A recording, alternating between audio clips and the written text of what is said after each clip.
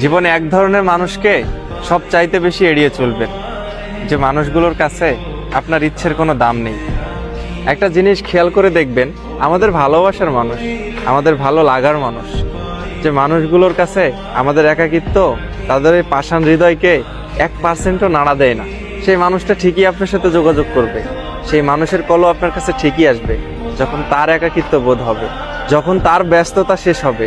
কিন্তু সারাটা দিন আপনি তার সাথে কথা বলার জন্য ছটফট করেন, দেখবেন আপনার মতো করে আপনি কখনোই তাকে পাবেন না। সে তার মতো করে তার সময়ে আপনার সাথে কথা বলবে, আর আপনি সারাটা দিন ওই মানুষটার জন্য অপেক্ষা করবেন, তার একটা ফোন কলের অপেক্ষা করবেন, বারবার মেসেঞ্জারে যাবেন, বারবার ফোনটা হাতে নিয়ে চেক করবেন, এই বুঝি সেই মানুষটা আমাকে একটা মেসেজ দিল। এমন একটা বাজে সম্পর্কে থাকা মানুষগুলোই জানে কারোর জন্য অপেক্ষা করাটা কতটা কষ্টদায়ক হয়।